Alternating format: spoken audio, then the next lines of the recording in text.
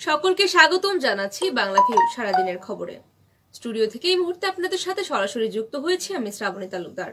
জানিয়ে দেওয়ার চেষ্টা করব সারাদিনে ঘটে যাওয়া বিভিন্ন গুরুত্বপূর্ণ খবর।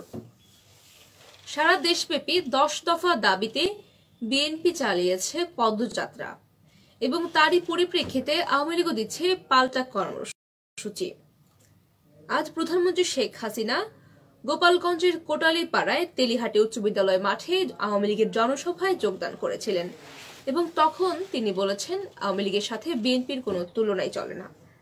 তিনি বলেছেন এদেশের আন্দোলন সংগ্রামের মধ্য দিয়ে দল গঠন করেছিল আওয়ামী লীগ, তাই আওয়ামী লীগ ক্ষমতা এলে দেশের উন্নয়ন ঘটে। অপরদিকে তিনি বলেছেন বিএনপির সাথে আওয়ামী লীগের তুলনাই চলে না, কারণ 2008 সালের নির্বাচনে বিএনপি মাত্র আসন পেয়েছিল 30টি, যেখানে আওয়ামী লীগ পেয়েছিল 300টি আসন।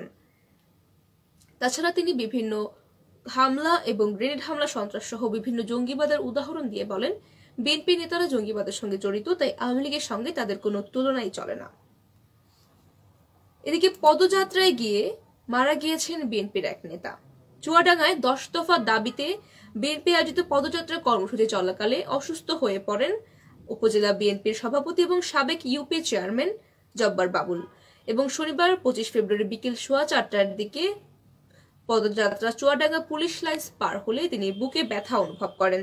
সহকর্মীরা দ্রুত তাকে হাসপাতালে নিয়ে ভর্তি করলে কর্তব্যরত চিকিৎসক তাকে মৃত ঘোষণা করেন।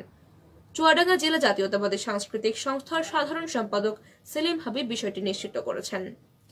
তিনি বলেছেন বিএনপির 10 দফা দাবিতে বিকেল 3টায় শহরের ভীমরুল্লা থেকে পদযাত্রা শুরু হয় এবং চুয়াডাঙ্গা সাহিত্য পরিষদের দিকে যাওয়ার কথা ছিল তাদের। তবে পদযাত্রাটি পুলিশ লাইন্সের অদূরে পৌঁছালে হঠাৎ করে বুকে ব্যথা অনুভব করেন আব্দুল জব্বার এবং তাকে দ্রুত হাসপাতালে নিয়ে যাওয়া হলে কর্তব্যরত চিকিৎসক মৃত ঘোষণা করেন। আব্দুল জব্বার বাবলু 1998 থেকে 2003 সাল পর্যন্ত আলমডাঙ্গা ডাক ইউনিয়নের চেয়ারম্যানের দায়িত্ব পালন করেছেন। বর্তমানে আলমডাঙ্গা উপজেলা বিএনপির সভাপতি হিসেবেও তিনি দায়িত্বপ্রাপ্ত ছিলেন। এদিকে সারা দেশের মতো সিলেটেও চলছে আওয়ামী লীগ এবং বিএনপির পাল্টা কর্মসূচি। আওয়ামী লীগ বলছেন দেশে অশান্তদের জন্মদাতা বিএনপি জামায়াত, এবং বিএনপি জামায়াত মুক্তিযুদ্ধের সময় অসংখ্য স্বাধীন চেতা মানুষকে নির্বিচারে হত্যা করেছে। তবে আওয়ামী লীগ দেশে শান্তি প্রতিষ্ঠার জন্য কাজ করছে। শনিবার 25 ফেব্রুয়ারি বিকেলে সিলেটের কেন্দ্রীয় শহীদ মিনার প্রাঙ্গণে বিএনপি জামায়াতের নৈরাজ্যের প্রতিবাদে সিলেট জেলা আওয়ামী লীগ এবং মহানগর আওয়ামী লীগের শান্তি সমাবেশ অনুষ্ঠিত হয় এবং শান্তি সমাবেশে সভাপতিত্ব করেন আওয়ামী লীগের ভারপ্রাপ্ত সভাপতি শফিকুর রহমান চৌধুরী।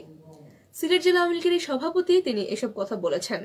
শফিকুর রহমান চৌধুরী বলেছেন 1975 সালের 15ই আগস্ট জাতির জনককে হত্যা করার পিছনে তাদের হাত ছিল। সিলেট মহানগর আওয়ামী লীগের সাধারণ সম্পাদক অধ্যাপক মোহাম্মদ জাকির হোসেনের সঞ্চালনায় সমাবেশে অন্যান্যদের মধ্যে উপস্থিত ছিলেন অ্যাডভোকেট নাসিরউদ্দিন খান সহ সিলেট জেলা এবং মহানগর আওয়ামী লীগের বিভিন্ন নেতৃস্থানীয় ব্যক্তি। এদিকে বিএনপি নেতারাও সিলেটে করেছেন পদযাত্রা এবং তারা বলেছেন দেশ আজ বৃহত্তর কারাগারে পরিণত হয়েছে। বিএনপি চেয়ারপারসন বেগম খালেদা জিয়ার উপদেষ্টা খন্দকার আব্দুল মুক্তাদের বলেছেন দ্রব্যমূল্যের ঊর্ধ্বগতি, জ্বালানির বিদ্যুতের দাম কমানো এবং বিএনপি নেতাদের উপর দায়েরকৃত মিথ্যা মামলা তুলে নেওয়া সহ 10টি দাবিতে তারা সারা দেশ জুড়ে পদযাত্রা পালন করছেন এবং তারা বলেছেন যে এই 10 দফা দাবি বিএনপির একার নয়, এগুলো সর্বসাধারণের দাবি। দেশের মানুষের কোমর ভেঙে গেছে এবং দেশ কারাগারে পরিণত হয়েছে বলেও মন্তব্য করেছেন তিনি।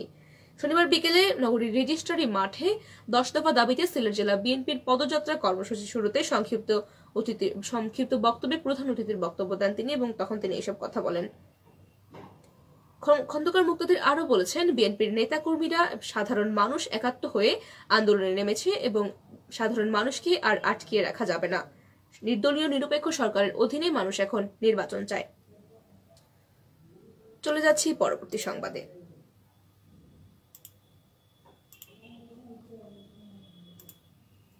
ভূমিকম্পে সারা পৃথিবী যেন কেঁপে উঠছে একের পর এক দেশ। এবার মিয়ানমারে জোড়া ভূমিকম্প আঘাত হানল এবং তার প্রভাব পড়েছে কক্সবাজারেও। মিয়ানমারে মাঝারি মাত্রার জোড়া ভূমিকম্প আঘাত হেনেছে শনিবার 25 ফেব্রুয়ারি এবং স্থানীয় সময় বিকেলের দিকে দেশটির আয়াবতী এবং রাখাইন রাজ্যে এই ভূমিকম্পটি ঘটে। ভূমিকম্প অনুভূত হয়েছে বাংলাদেশের কক্সবাজারেও। ইউরোপ ভূমধ্যসাগরে ভূমিকম্পের কেন্দ্র বলছে মিয়ানমারে আঘাত হানা ভূমিকম্পটি বাংলাদেশের এবং ভারতের বেশ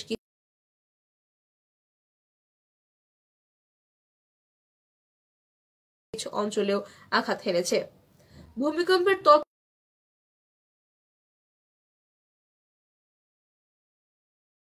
রাখা ওয়েবসাইট ভলকানো ডিকশনারি বলছে, বঙ্গোপসাগর থেকে 125 কিলোমিটার পূর্ব দিকে মিয়ানমারের আয়াবতী রাজ্যের পাতিন অঞ্চল স্থানীয় সময় দুপুর 3:36 ভূকম্পনটি অনুভূত হয়।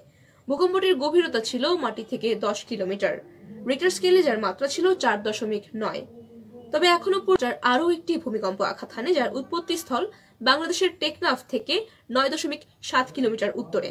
এর আগে গত 16 ফেব্রুয়ারি ভারতের উত্তর পূর্বাঞ্চলীয় রাজ্য মেঘালয়ে মাঝারি ধরনের এক ভূমিকম্প আঘাত হেনেছিল এবং ওই ভূমিকম্পে বাংলাদেশের উত্তর পূর্বাঞ্চলের জেলা সিলেটেও কম্পন অনুভূত হয়েছে। তবে মার্কিন ভূতাত্ত্বিক জরিপ সংস্থা বলছে, 16 ফেব্রুয়ারি সকাল 9:56 বাংলাদেশের সিলেটের ছাতকে ভূমিকম্প আঘাত হেনেছিল। ছাতকের 11 কিলোমিটার এলাকা জুড়ে 4.3 মাত্রার এই ভূমিকম্পটি অনুভূত হয়েছে।